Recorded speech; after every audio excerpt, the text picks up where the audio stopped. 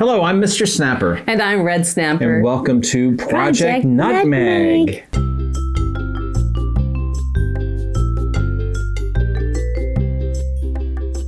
When we decided we should get a third dog at the end of 2021, I did a lot of research before deciding on the Aussiedoodle.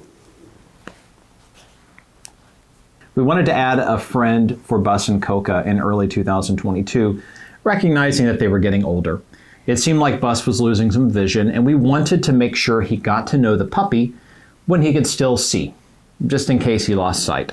Mm-hmm. Of course, dogs see with their noses as much as with their eyes, so... They do, and he would know her smell. Exactly. It wouldn't be like, what the smell is this? What the smell is this? She smells better than any of our other dogs ever have, though. It's because I'm hypoallergenic. That's true. You are hypoallergenic. Chowdy smells pretty good, too, though. Yeah, he does. We got Nutmeg in late spring of 2022, and she had a couple years with both Bus and Coca before they passed.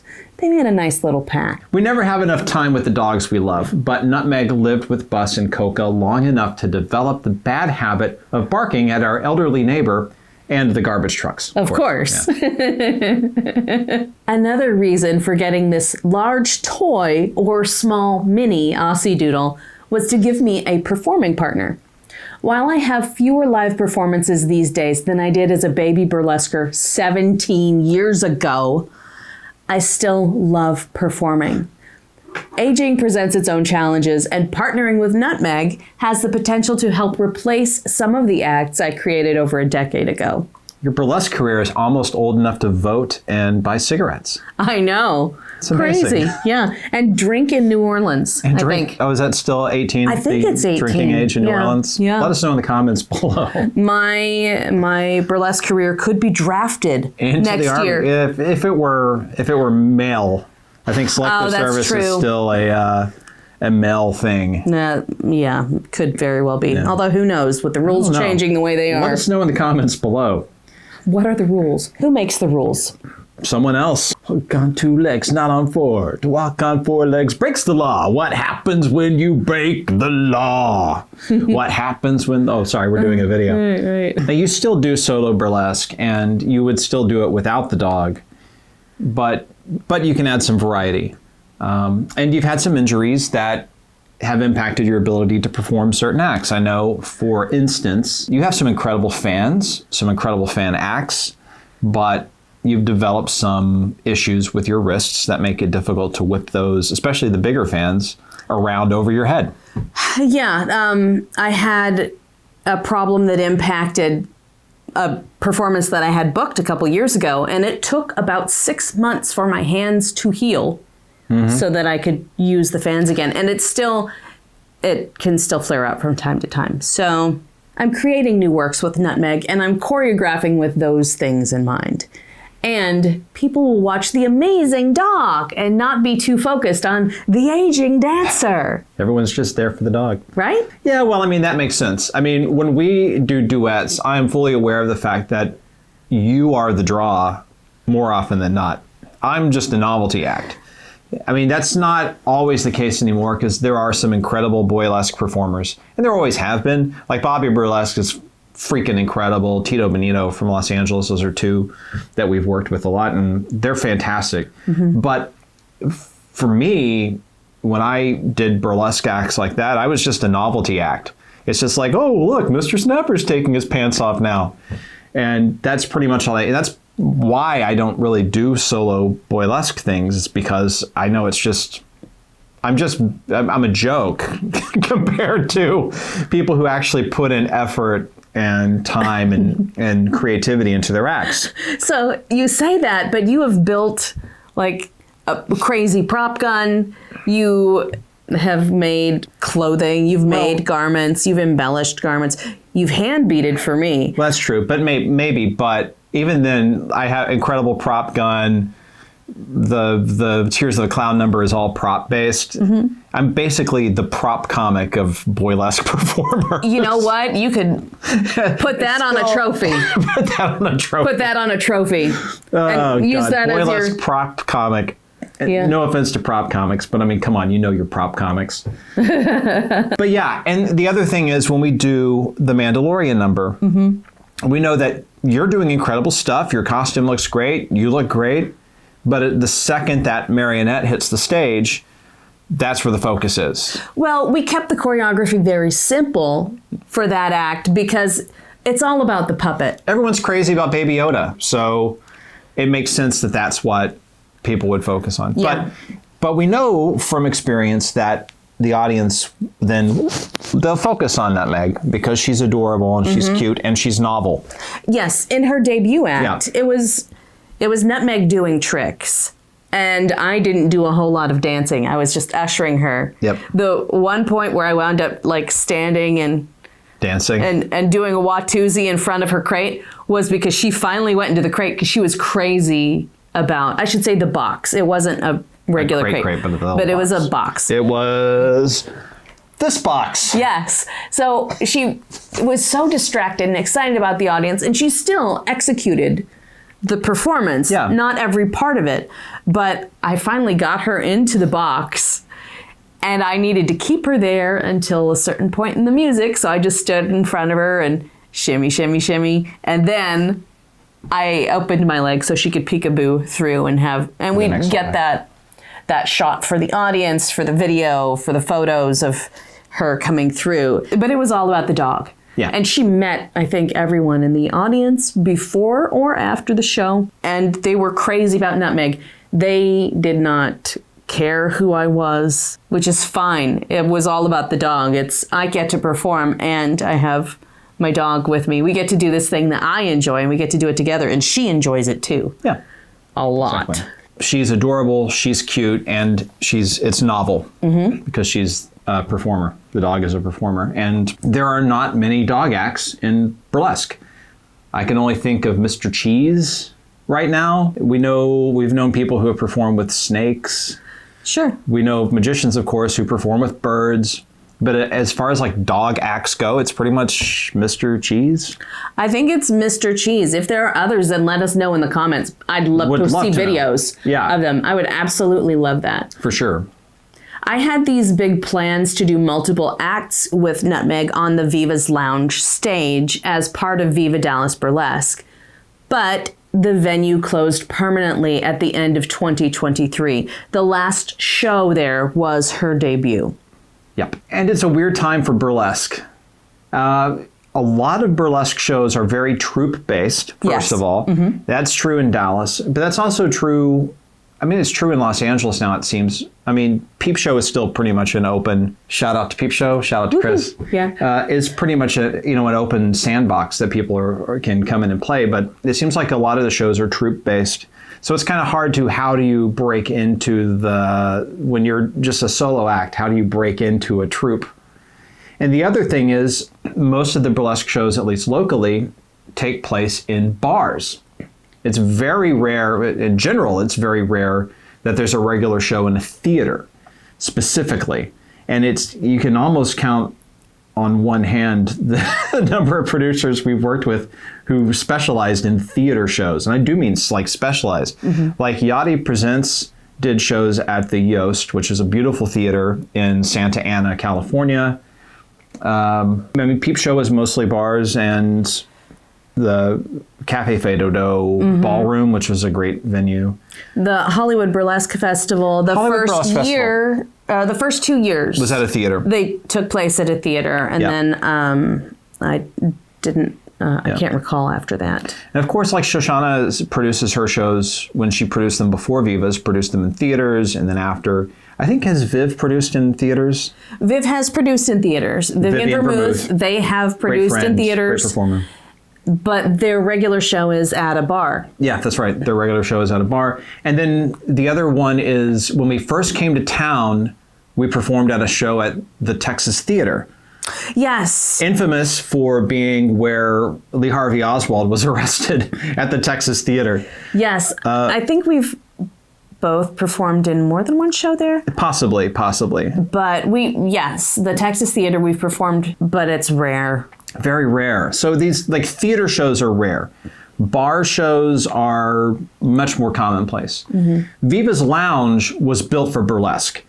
Wonderful backstage. And this is why it matters. Because you have, in most bar shows, there's like not really a dressing room. In Monday Night Teas, eventually there was a dressing room. For the longest time, you got dressed back in the kitchen, right? And sometimes, depending on if it was a Monday Night Teas night, then usually people weren't allowed to go back there so much. Right. Like bar backs wouldn't come back, or there were dedicated bartenders and bar backs for the back bar. Who, by that point, were like family. They were like family. But I did perform there. I did perform at that venue at 3 Clubs on a night that it was not staffed by one of the regular people who worked during Monday Night Teas, and they kept coming backstage and smoking in the kitchen. When you are doing burlesque and you're getting dressed backstage, like you get undressed on stage and people see you and you know it, but you get to choose what they see.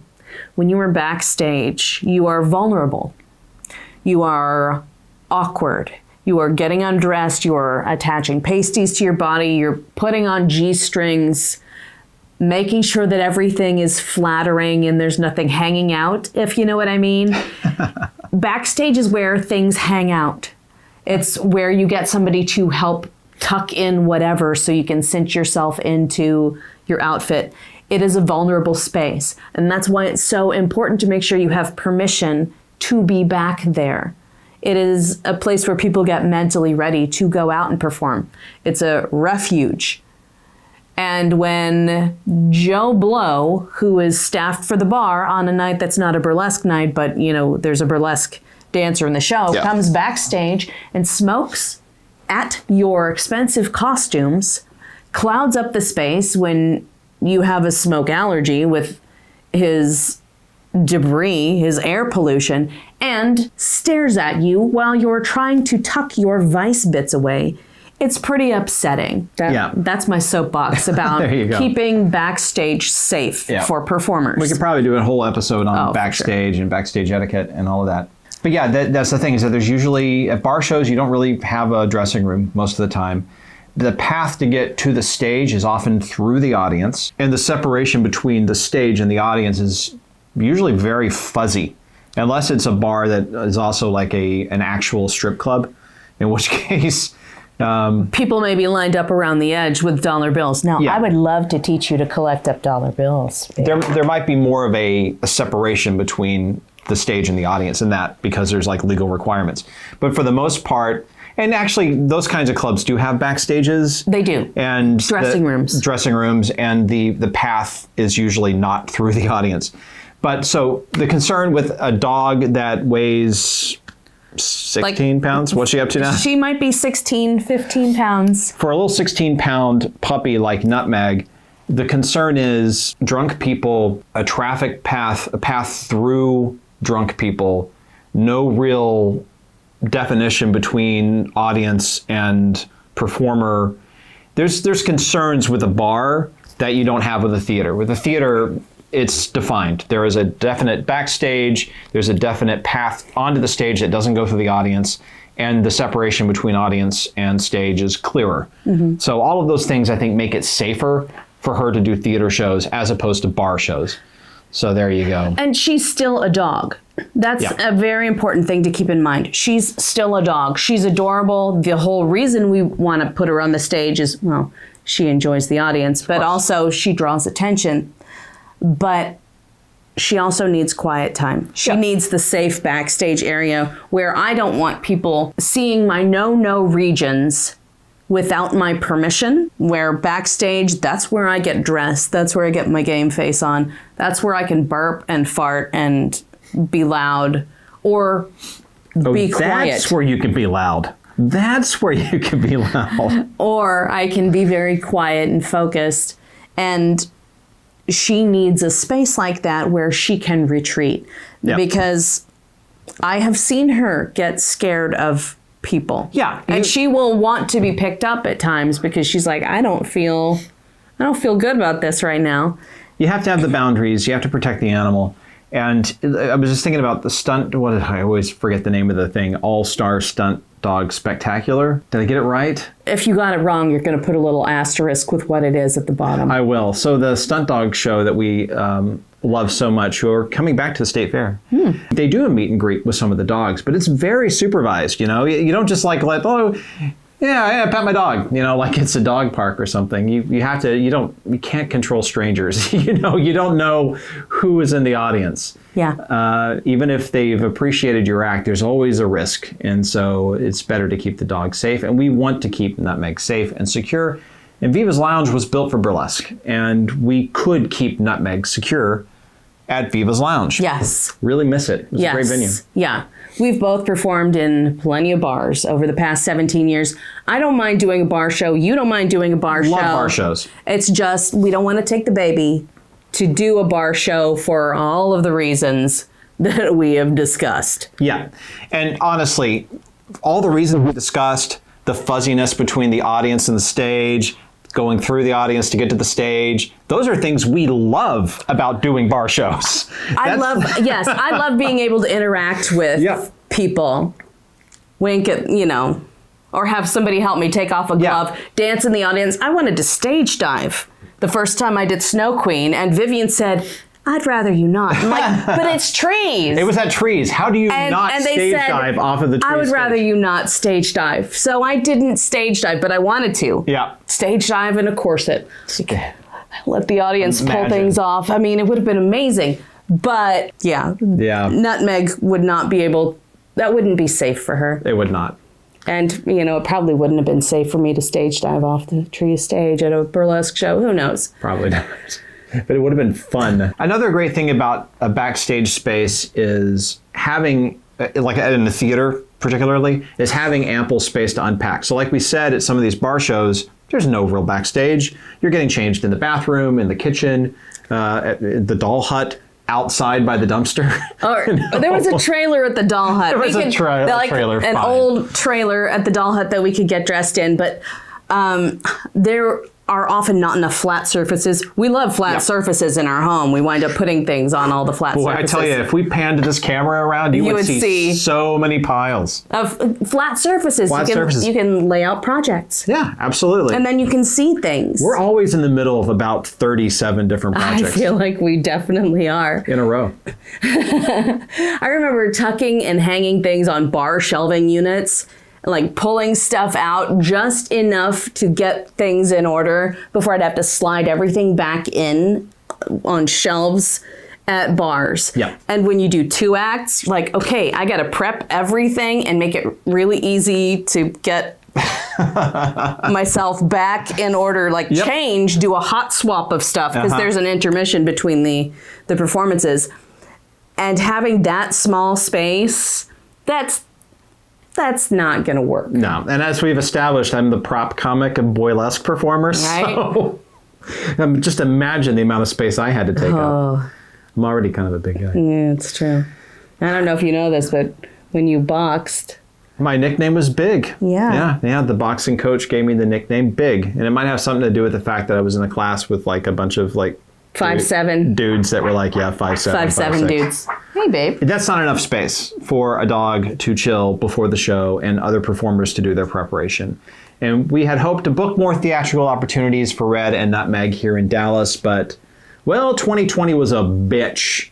It took a huge toll on the established shows, and there are fewer new shows popping up. Although Vivian's show is one of those new shows that have popped up, and it's it's doing quite well. It is, but it's a bar show. It's a bar show. It's a bar show. It's also sort of a goth. It's a goth show, and yes. Nutmeg is not that gothy. No, I mean we can put little black bows on her ears, but but the bar show is really the big concern. Yeah. And let's not forget that people don't expect a small dog in a bar. So if we leave the backstage, Nutmeg would risk being stepped on. Yeah, we don't want to deal with that. No.